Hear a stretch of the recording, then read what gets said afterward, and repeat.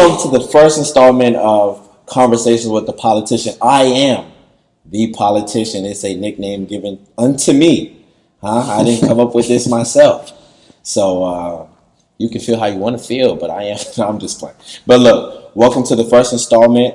I'm glad you're here. Please like and subscribe. There will be so much content.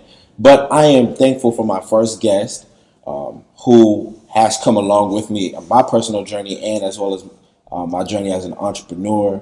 That is the legend, the coach, the man of the hour, His Grace, His Excellency, Sir Aaron Tribbey. Sumo. Coach, I appreciate you. Oh, yeah. Welcome. Appreciate you having me. I'm excited about being on the first episode. It's honestly I promise you, it's my pleasure. Yeah. I promise you. Bro. It's really got to do with your ability to solve problems. Yeah. Like when you're leading constantly, something is happening that requires you to make a decision and to make a quick one. And it's really a 50-50. You can either go left or go right. Yeah. And the people that really, really make it, make the right decisions.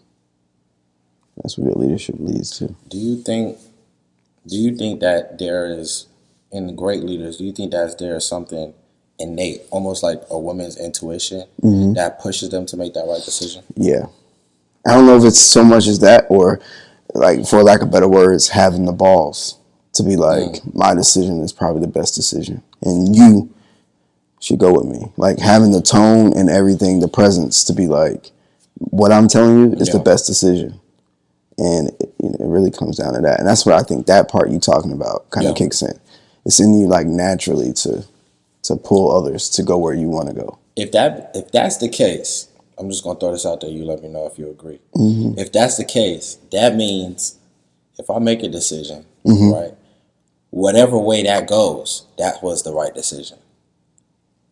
Now, if I've got to make another decision to bounce off of that, it is what it is. For sure. But we're not going back to this decision.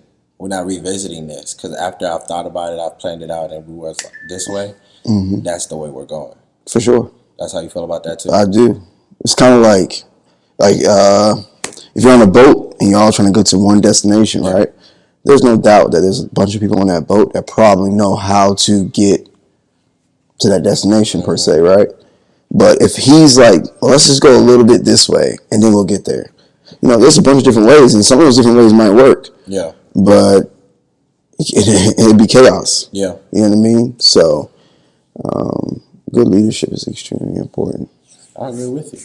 And it's something that comes from experience, and you got to experience it. Like, you got to make some wrongs. You got to do some things that you ain't supposed to do. Yeah. You got to make some mistakes. So you're on track with that, though, I feel. First of all, thank you. I appreciate that.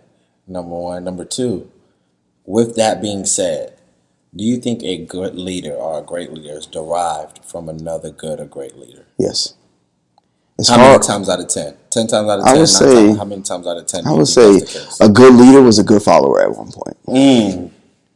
Like, no doubt. You're in the house today, sir. Yeah. Huh? Preach. Huh? I'm about to get the tambourines and the offering in a second. For sure. That's no doubt, though. Okay. Because a lot of the stuff that I do today is based off experience with people that were, even if they weren't great leaders, you can learn something from nobody no matter whether or not they're doing it the right way or the wrong way. Right. You can always say, well, if that scenario ever comes back again, I would have done it this way. But you can't even be in that thought process if you've never followed in some kind of extent. And obviously you got to pick who you follow. Of course. Because if you following just anybody, you can derail your whole life just about. Now, I love this concept of leadership. I love where this is going. I'm with this. I just got questions for questions. I could talk about leadership all day. For sure. I'll try to scurry it up so we can move where we need. Well, actually, this is sending us where we need to go. Okay. But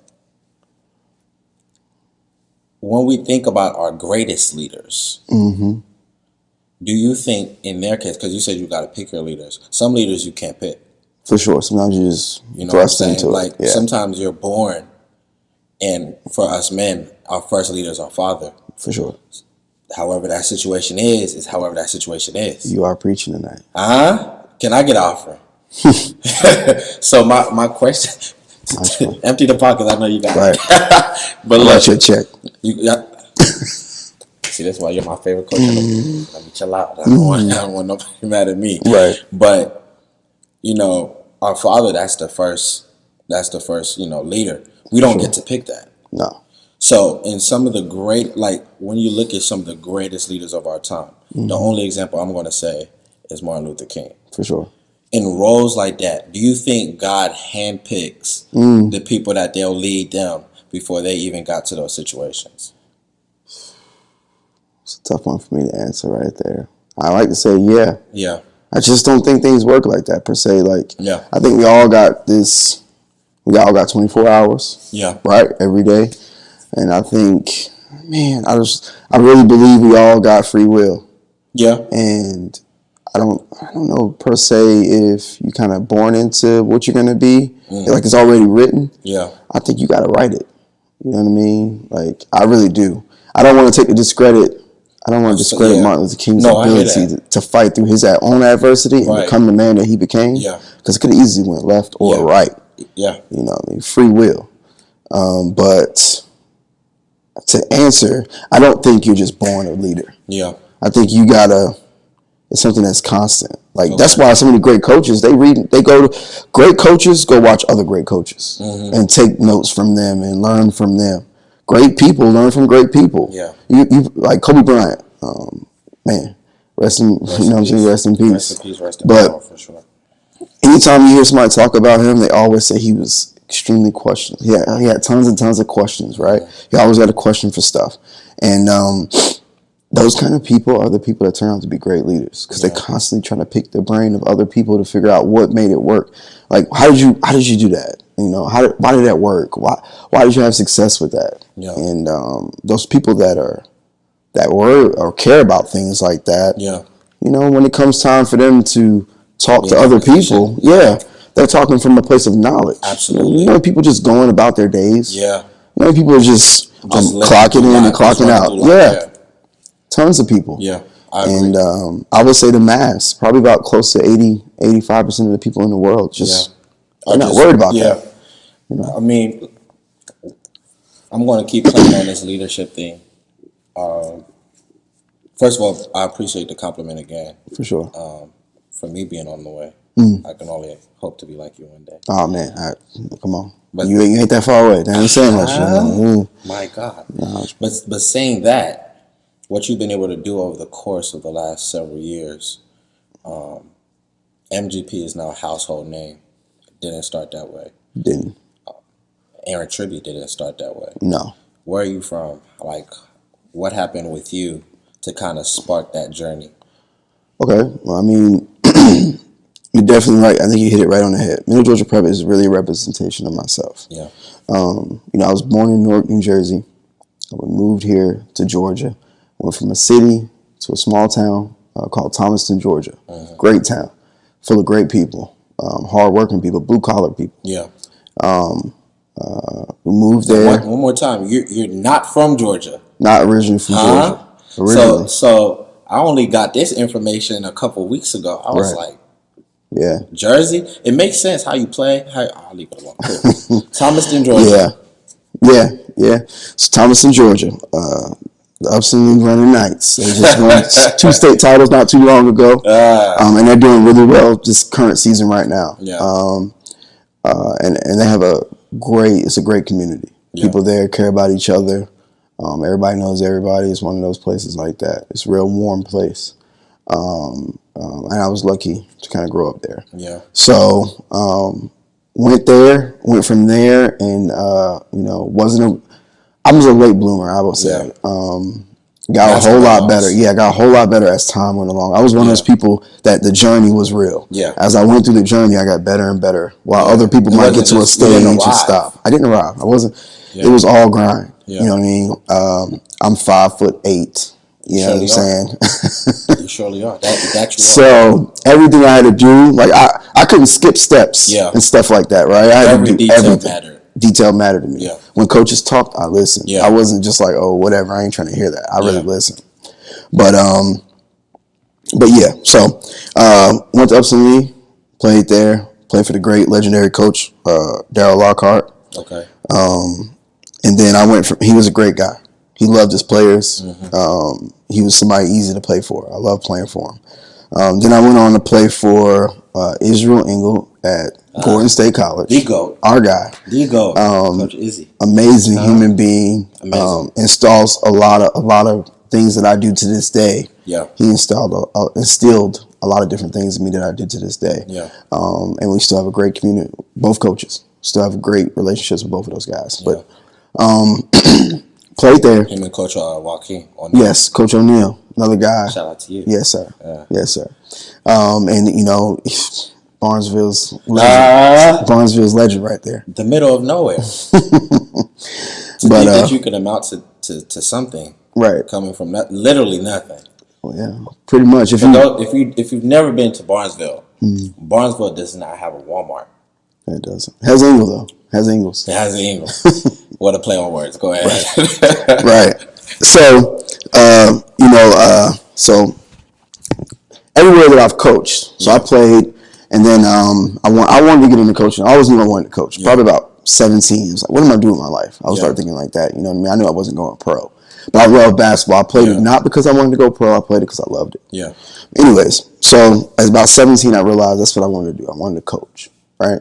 So I was already listening to coaches. I was already listening to what they were saying. I was watching what they did, how they moved, how they went about different situations. Yeah. But now, when I was about 17, I was really locked in. Yeah. You know what I mean? Like, I would ask them a question. I was inquisitive. Literally everything mattered. Details. Yeah, details mattered to me. Yeah. Hey, why did you do that? What made you do that? That's why I had a great relationship with my coaches, because I was inquisitive. I wanted to know what they were doing, why they were doing it, because I wanted to apply it to myself later down the road. Yeah. So everywhere that I've worked, just about, has been somewhere where I played. You know what I mean? I think it's a great representation of just about anybody. Like, if you were a good person where you were, and you can go back there, it speaks volumes, right? Speaks volumes. You want an offering tonight? I do. You want what is your cash app? We'll get to that later.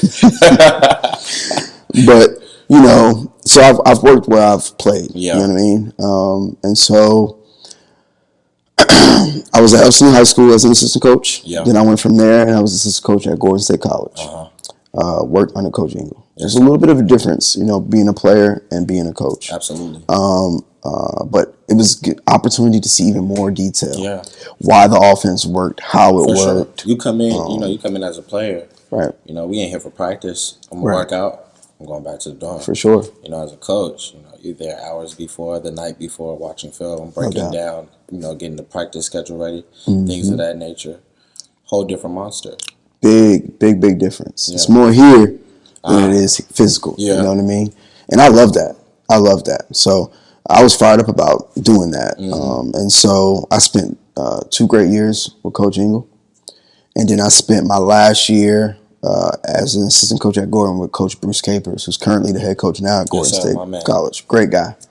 My man. And learned some different things from him. So I've had an opportunity to learn from some really good coaches. Absolutely. Those are just to name a few. I've had other coaches I've played for as well, but those 3 guys right there, they were awesome. When you say that, it goes to our pre-points, which were pretty much leadership, and the fact that not only did you follow, but you followed well, and you followed with the intention of leading one day. For sure. I don't think, I especially my generation, I don't think we're really intentional at all with what we do.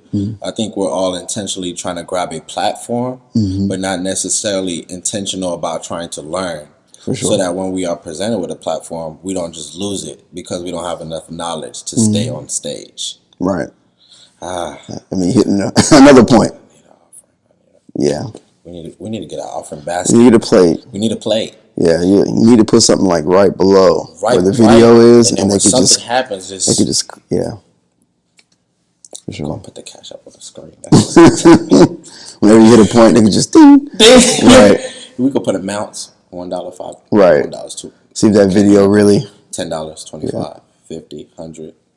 We kind of do it like the passers. Right. Everybody wants to donate 100. Come to the front. Ha! There you go. Look, you're good. I've been at that church. Huh? I'm waiting for the last one. Everybody who just whatever you got. I'm coming on up then. You hear me? I'm coming. I'm sprinting. Hold up. Before you move the play, Right. let me give you my. Let me give you what I got. You know what I mean? Right. That's good. Oh man, yeah. We're gonna take whatever you got too. For sure. Oh man, that's good.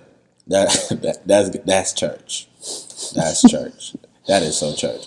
You went from literally being the surveying follower, and not I don't even know if I can call that follower, because I feel like if it's in you to do that, you're innately a leader, but you're in a learning stage. I was fired up, right, to follow in the sense that, like, whatever they would have asked of me to do, I mean, in the realm of, of possibilities, right, in the realm of like what made sense. No one is saying or thinking that. Right. If I follow you and I'm I'm already looking at what am I getting in return. For sure. And if I don't see the value in what I'm getting in return, right. Oh, you're not worth the following. You know what I'm For saying? Sure. Like, that's kind of where our generation is. Yeah. There is no just, look, I know where I want to be. Right. I know where I am right now. Right. Tomorrow it may be my vision. Today it's yours. For sure. And I'm going to push your vision like it's mine. Right. And then eventually that's how a lot of great things happen in this world. You know what I mean? You might start off following so-and-so. Yeah. You have this thing where a lot of people talk about, it's called a coaching tree, right? And usually the people that come from that tree, a lot of great things have happened. Yeah. I'll put it this way. Gordon State College, right? We produced a couple of pros when I was a coach and everything, everybody in that little central thing. But we've produced a lot of people that's in Georgia right now that's currently doing a lot of great things in the state of Georgia. Bangers. I can go for days. All around the state. Yes. Literally all around the state. And they're pushing the basketball culture in Georgia forward. Absolutely. They're a part of that. Absolutely. Right? I agree. So whatever we were doing in that little pod, I know a lot of you, it's a lot of us, right? Whatever we were doing in that little space, it was great leadership in it. Yeah. Because we were all following basically the same kind of formats. Absolutely. You know what I mean? And we all left and dispersed. And we went on to do other great things. What you're doing right now with upwardNOW, it's a great thing. I'm extremely proud of you. You know what I mean? Once again, thank you. You know what I mean? Like, I remember you being young, coming in, you know what I mean? And what you've matured into is it's nothing short of amazing. And what your future is, like I said, I'm proud of you. Huh? Glory. For sure. So it was written, huh? Now that might have been written. Right. I mean, I'm sure if you asked my father, right, he would have told you. It was written. It was in the sky. He would have showed you the script. For sure. It may not have been everything he wanted it to be. Right. But I think he's appreciative now. Right. Now that we're on the way. For sure. We got a couple of pages down in the book. You've gone from literally nothing to something. I think that's the essence of the entrepreneur. Which, even though you're a coach, you're also an entrepreneur. Yes. Because you're an owner of something that you created. No doubt. You went from literally, this is my money, I'm going to put it in here. Yeah. Who's trying to play? Yeah. Like, to start off with Middle Georgia Prep, my first ever team was friends that I went to high school with. Younger friends, you know what I mean? Maybe 1 year, 2 years below me, 3 years below me. And I was like, do you guys want to play ball? You know what I mean? And my best friend, Rodney Winfrey. Yeah. Great guy. Unbelievable human being. Absolutely. Unbelievable. Absolutely. Anything that I've accomplished, or any player that we've had go on to play on to the next level, he is a major key to that. Yeah. And I know I might be the face of Middle Georgia Prep, but he's just as important, if not more. Yeah. He was very vital, very pivotal in a lot of different things that we did. But me and him were taking our own money and putting it in to make it go. Yeah. We were taking time away from whatever we were doing to make it go. And we went hard. That first year, we went hard. We tried to do whatever we could. Those guys, kudos to them. They sold out for us, and they went hard as well. And we're still friends with all those guys. You know what I mean? But those are lifelong friends. Absolutely. And then the next year, we just took some kids from the school that we were by and just threw them together. And that was a solid year. We had another good year. I mean, nobody on our team was above 6'4", but we played hard. Yeah. Sumo. And that's a representation of my thought process in the sport. Absolutely. Well, even deeper than that, it's a representation of your leadership. because as a leader, whatever you do, Yeah, it should carry on your DNA. no doubt. If it does, Right. that means you're a good leader because you've been able to pass over what you have on the inside of you. For sure. And you're definitely that hard nosed. Like we said, Jersey. We know what Jersey basketball is. So if they're playing hard, then they're playing like you. For sure. You went from a humble beginning to at this point. How many kids do you have playing in college right now? Currently, we have 42 My young goodness. males playing college basketball currently at all levels: Division I, Division II, NAIA, My JUCO. goodness. And this is within how many years? This is those that are playing now. Are they from the last 3 classes? Essentially, The last 4, I got seniors last- right now. I got some guys who's some seniors about to graduate, you walk across that You about to make stage. some money. Are any of them playing pro ball after this? There's a couple of them that I think will be on track for it. Yeah, they'll have an opportunity. For sure. Yeah. These guys that are currently seniors right now, a lot of them, and about 80% of our kids, what makes our program so special to me Yeah, is 80% of our kids, they come in with absolutely no offers. Like no opportunities to continue their basketball career unless they come to us. This is Division 1, 2, 3, Yeah. and whatever other class that they're able to go into and play without previously having nothing. Nothing. But I don't want to take all the credit. What I want to say is this. If I could say there's one thing that I'm also good at, like I think that I'm really, I think I make good decisions on people. Yeah. You know what I mean by that? I take it that when you get these players, and placing them, you're able to identify what level, like if you see somebody and they're scrawny, they're 5'10", 5'11", they play hard, they can shoot, they've got some kind of IQ on the court, but yet they might not be physical enough for that Division I level, then you know that, okay, you might be a high major Division II at best, but if you really want to do such and such, you might want to play on this level, play at this school, and help them gauge through that. For sure. I mean, I think the biggest thing, like the thing that I do well is my ability to identify workers. So this is before they even come to the program. Yeah, like, somebody can say, "Oh, I got a kid, da da da da."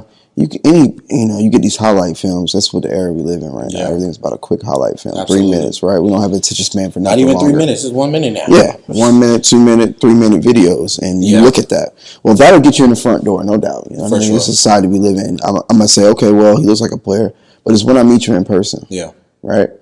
And when I meet you in person, I can tell kind of right away. Is this kid a worker? Yeah. Is this kid he wants to live the dream of the sport instead of loving it. You know what I mean? Yeah.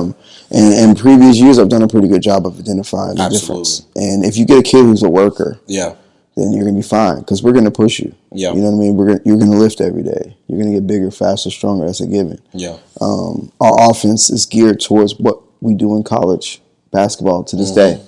And we get you to focus on the thing that you're going to do at the next level.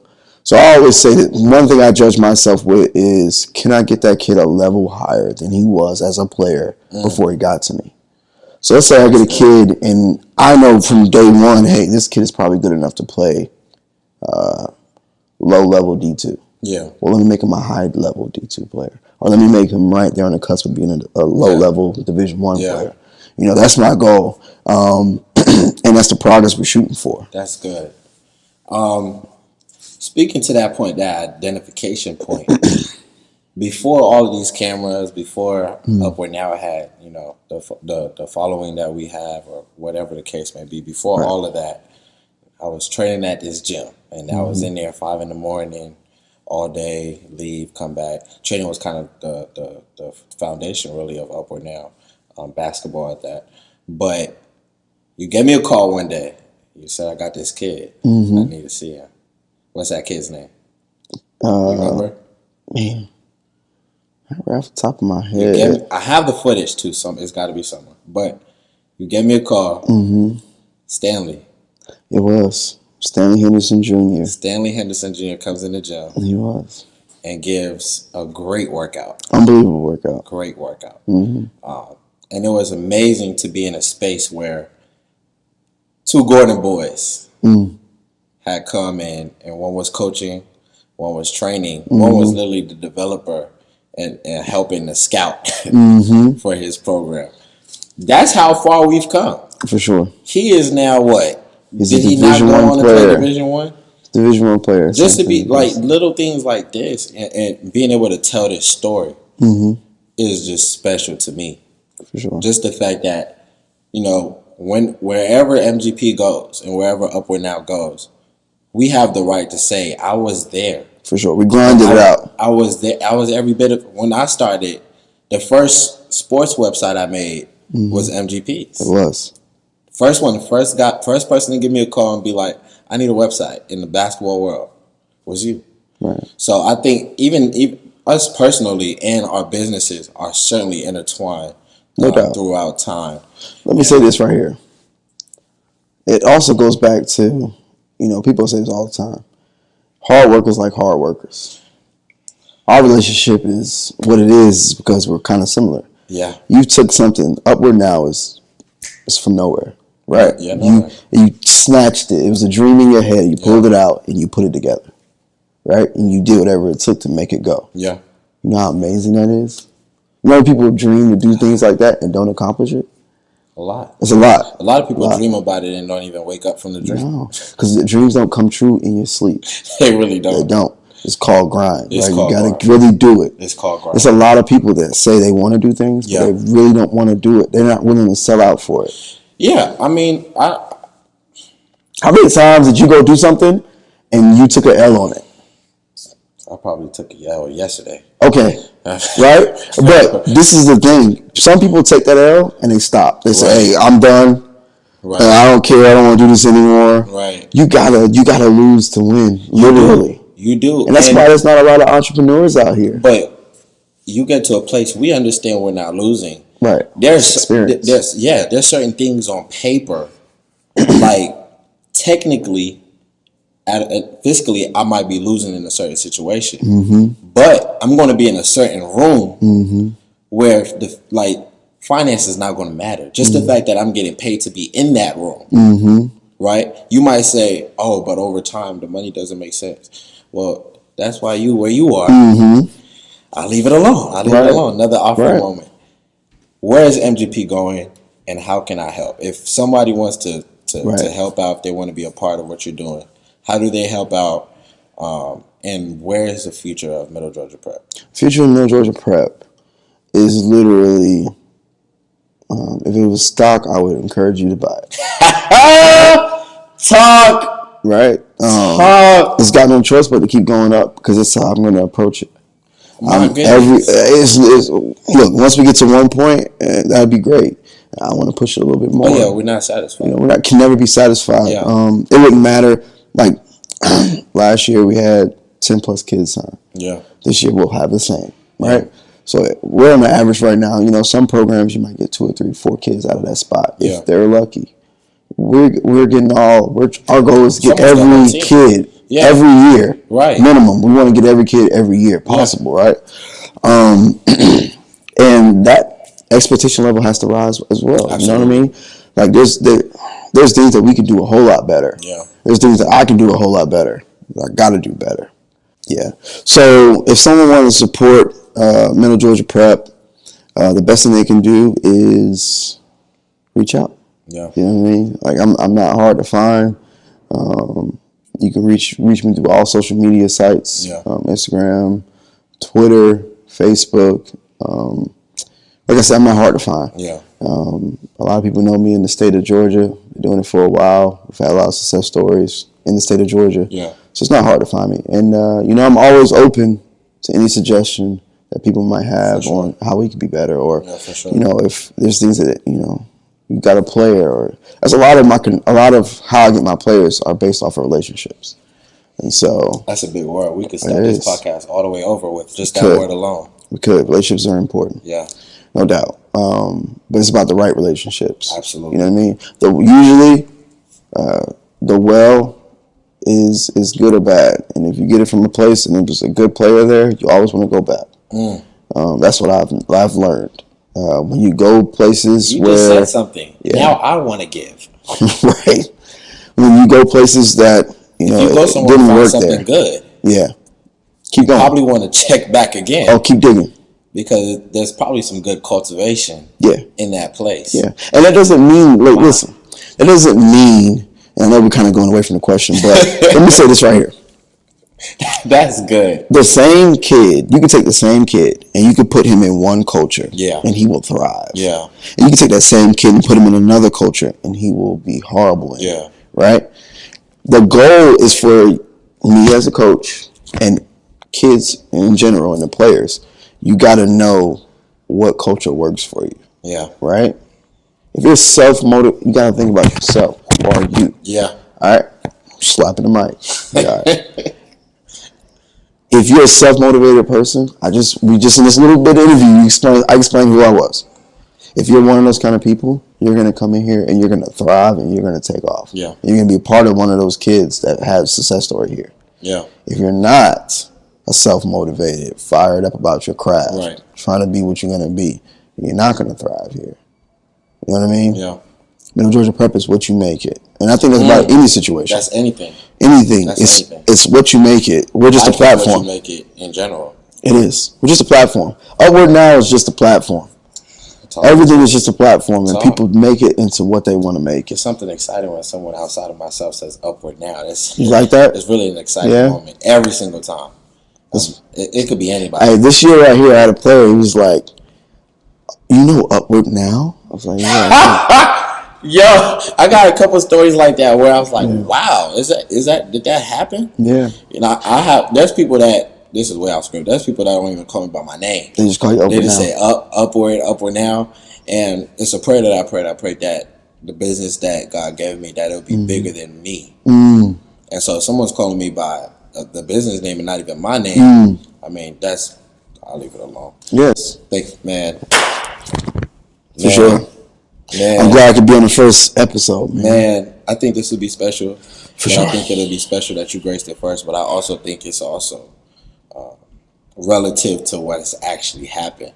It seems as though every time I'm moving in a certain place, you're one of those first stepping stones. And so, as a friend, I'm appreciative, and I thank you once again. No problem. We've got to do this again, but we don't even have to do it in front of... No, we actually have to do it in front of cameras. We might have to do it over some food, too. I'm hungry. Right. But this has been your first installment of Conversations with the Politician. I'm the politician, if you haven't got that by now. I'm Elisha Sumo. Welcome to this podcast. Please like, subscribe, come back. There will be more. I promise there will be. Thank you so much for tuning in.